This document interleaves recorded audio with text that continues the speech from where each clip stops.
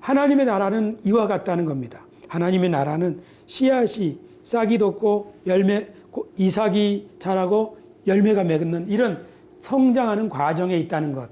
그것이 하나님의 나라라는 것입니다. 교회가 바로 그런 것입니다. 처음에는 씨앗처럼 아주 작습니다. 아주 여린 싹과 같습니다. 우리 안에 포용하는 마음, 서로 배려하는 마음, 우리가 진실하게 마음을 터놓고 이 교회 안에 있으면 우리가 치료되는 것 같고, 그렇죠. 교회 안에 있으면 내가 용기가 생기고 이 모든 마음의 평화, 그 다음에 교회에 와서 생기게 된 용기, 이런 것들은 다 우리가 맺게 되는, 거두게 되는 열매들입니다. 그 열매가 처음부터 있는 것이 아니라 쭉 자라나는 과정에 있다는 겁니다.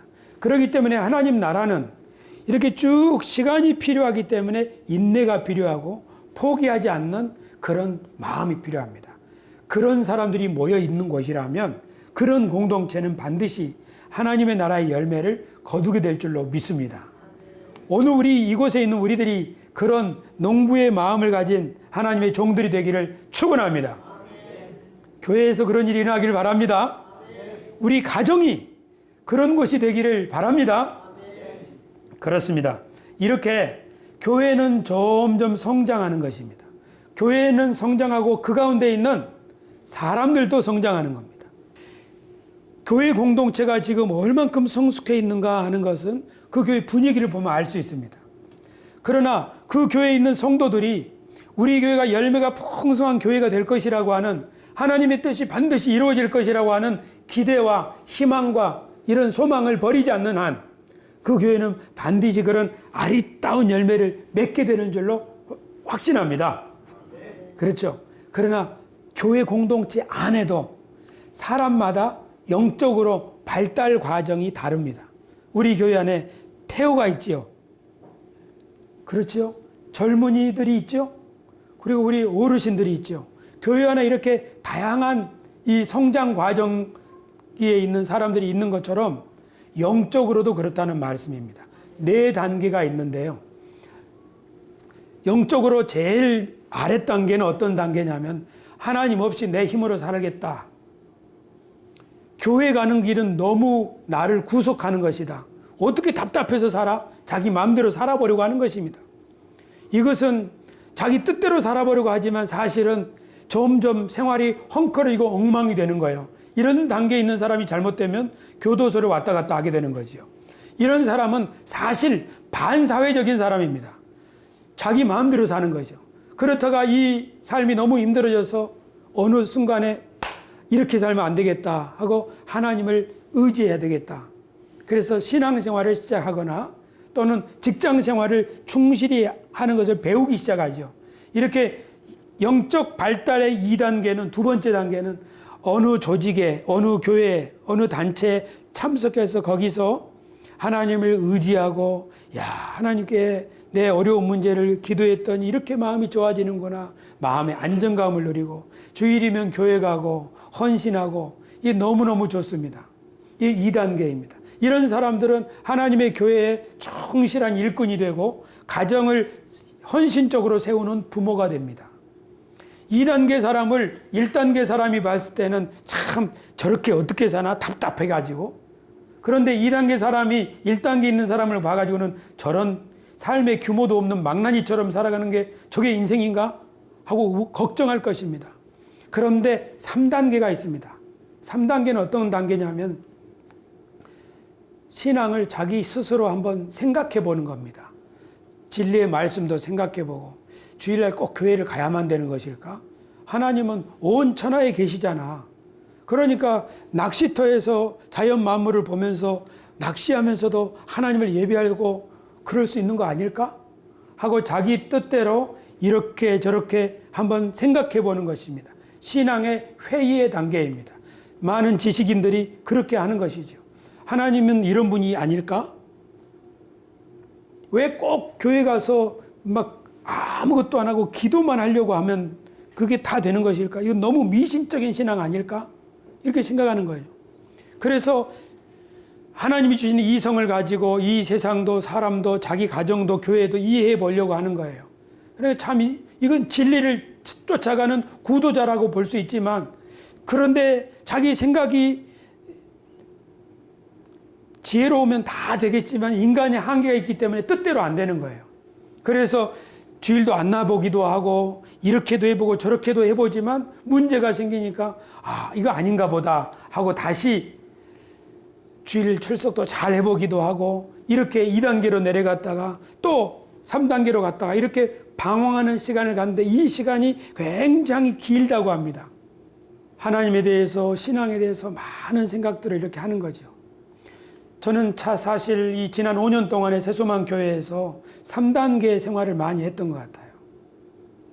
많은 번민을 하고 많은 생각을 하는 거예요. 나쁜 건 아니에요.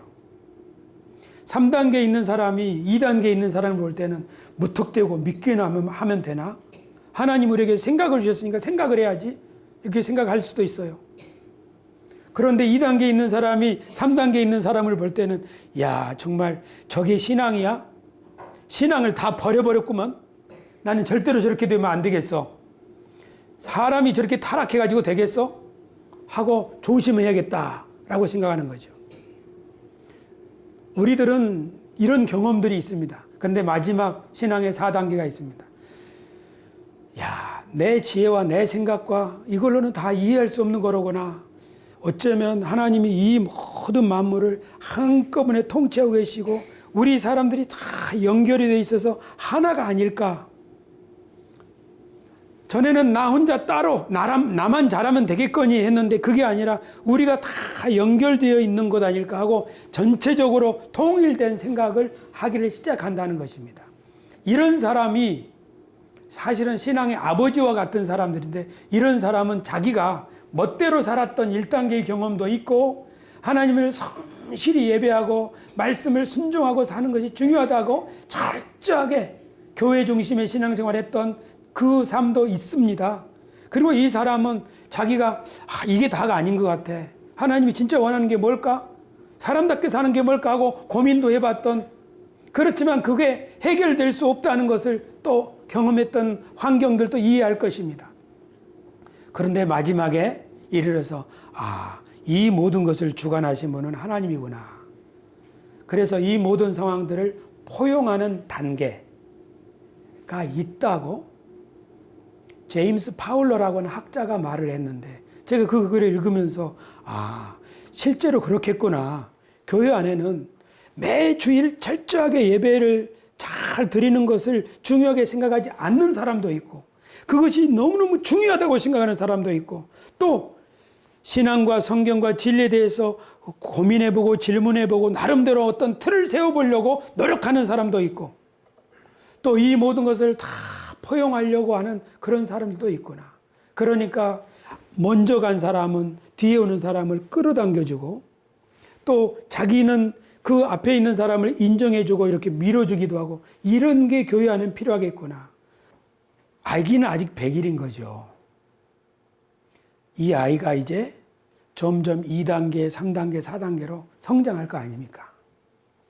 교회 안에도 그렇다는 거죠. 아직 나는 내 생각대로 살아볼 거야 하는 사람은 아직 어린아이인 거죠. 신앙생활을 충실히 하는 것이 중요해. 이런 사람은 청년일 수도 있어요. 아니면 신앙의 본질은 뭘까? 하나님은 어떻게 기도해야 되는 걸까? 꼭 우리 권사님처럼 꼭 저렇게 기도해야만 하는 걸까? 이런 생각을 해보는 사람들도 있어요. 이 사람은 신앙의 장년이라고도 볼 수 있어요. 좀 더 폭넓은 생각을 하고 싶은 거예요. 이 사람이 하나님을 배반하는 게 아니에요. 또 어떤 사람은 이 모든 것을 하나님이 운행하고 계시는구나. 그래서 3단계에 있는 이 번민하는 사람이 4단계에 있는 사람을 볼 때에는 저 사람은 생각이 없는 것도 아니고 성경도 잘 알고 있으면서도 어떻게 저렇게 하나님을 철저하게 의지하는 신앙을 가지게 되었지? 라고 말하는 거예요. 하지만 우리 아이를 보면서 그 아이를 세워주고 기다려주는 것이 정상적인 가정인 것처럼, 우리 교회 공동체가 하나님 나라 공동체가 되려면, 하나님 나라이기 때문에 어떤 게 필요한 거냐면 우리 교회도 점점 성숙할 것이다.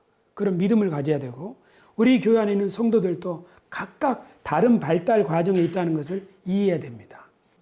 교회 안에 자기 멋대로 한번 살아봐야겠다 하는 사람도, 나는 예배 성실히 지키고 말씀대로 살아야겠다 하는 사람도, 도대체 성경 믿을 수 있는 거야? 라고 생각하는 사람도, 그리고 이 모든 것을 품어주려고 애쓰는 사람도 다 소중한 거예요. 누가 덜 소중한 게 아니에요. 그렇기 때문에 여기에서 너는 그러면 안 돼 하는 순간 하나님의 교회는 무너지는 거예요. 교회가 하나님의 나라라면, 우리들이 세워지면 하나님의 나라는 세워집니다. 우리들이 무너지면 하나님의 나라는 무너집니다.